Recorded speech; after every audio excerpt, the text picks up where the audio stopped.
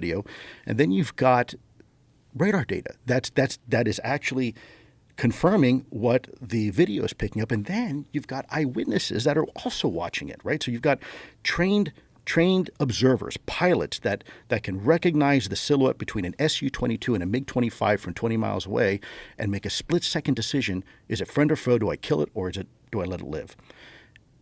And they're reporting it. So you have now, three separate, if you will, collection platforms. The human eye being one of them. You've got gun camera footage and you've got radar footage, all describing the same event at the same place at the same time under the same circumstances, right? And so keep in mind, with my background as a former special agent in counterintelligence, if this was in front of a jury, as I've said before, I think we're well beyond reasonable doubt. That is something there. I mean, that is real. That's not an atmospheric aberration. It's not a anomaly. That is something there. It's tangible. So was there an aha moment for you, like the first thing that you saw that you looked at and you go, what the fuck?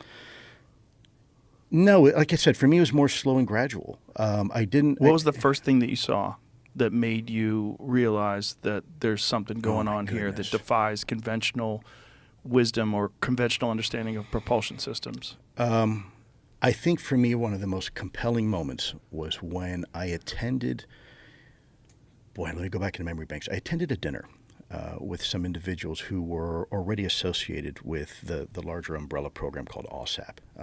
And I attended dinner at a Washington, D.C. hotel, and a Brazilian general attended this dinner. And the dinner was sponsored by a gentleman named Robert Bigelow, the famous billionaire hotelier. Yeah, I've met him. Yeah. I had him on the podcast. Yeah, and by the way, he's an American hero. He's a patriot. He's funded Brilliant a lot. guy. He is brilliant, and people don't realize that he self-funded a lot of this stuff on behalf of the U.S. government by himself. Like he paid it to do it himself. He really is an American patriot, in my opinion. But anyways, he flew in this guy named General Uchoa. General Uchoa was a Brazilian general, very, very senior in the Brazilian government, who led an investigation about an event that occurred over several days. Is this the Varginha incident? No, it's actually called Colares. Another one. In Brazil, yeah. And the Colares incident. And they had an overwhelming number of eyewitnesses, and there was even some video and photographs that they had produced internally there to Brazil. And it was overwhelming, the evidence. And for me, it was more listening to him and explain the concern they had and some of the interactions the Brazilian government officials had with these UAP that really I left there that dinner scratching my head and really at that point beginning to absorb the profoundness that we're dealing with something that is real. This is not a cover plan for some other technology we're trying to protect. Did he show you this video evidence? So I was sitting at the kind of like a table like this. There was a whole lot of people at the table. He was sitting at the head. I was kind of way down over here, and he brought a manila envelope and he was showing photographs to everybody, right? And some reporting as well. I think he brought, if I recall correctly, his daughter to translate, because I don't think English was his very good. It wasn't his language. But for me, that was, and I think for one of my colleagues too, which I probably can't say his name right now because he hasn't come out publicly yet, but we both left that dinner, I think, scratching our heads and saying, wow, this is legit. This is real. The U.S. government is interested in this, and there is interest by our government. As after that dinner, attending more meetings and beginning to read the reports, the field reports, and speaking to the scientists, it became evident to me that this was a very serious issue. We had near misses over some of our areas of operation. In some cases, literally these UAP splitting a combat formation. Now, if you know how planes fly, they fly very close in a combat situation. These things were splitting the formation, right? That there were reports being provided through the Air Force, mostly through the Navy, about air safety issues. Where pilots literally could run into these things, right? They were pervasive. It wasn't like a onesie and twosie. Was there ever an incident where a pilot or a jet did run into something?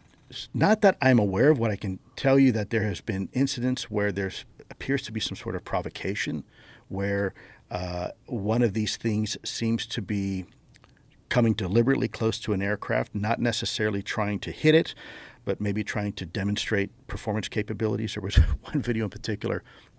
Haven't been cleared by the Pentagon, so let me see if I can speak about it in general terms. There's a pilot flying, and you can hear on the radio this chatter back and forth. Do you see it? Do you have eyes down on it? Pilot, nope, negative, no eyes down. Okay, you should have it on radar. Yeah, I got something on radar, but no eyes, no, I can't see it. And then all of a sudden, a craft, an object goes whizzing right by the cockpit, and I mean probably like 15 feet away. And you can hear the pilot, the expletives of the pilot. I won't say it here on air, but you can imagine, right, what a pilot would say when they're very, very surprised. That was one. There's. Can you describe what he saw? I think I can. I want to be careful that I don't, because again, I haven't had what I have approval to talk about. I've spoken about. Let me preface this by saying I still have my security clearance, and on occasion I still will consult for the U.S. government, and so I want to be very mindful. I have no problem going up all the way to the line. Right, understood. But if I put up, a pinky toe over that line, they're right. They're going to get me. But it was a wedge-shaped craft. Wedge-shaped. Wedge-shaped, like triangular, but like a wedge. Like I don't know how else to describe it. I could draw it for you if you want. You want me to draw it? Sure, you can. Yeah.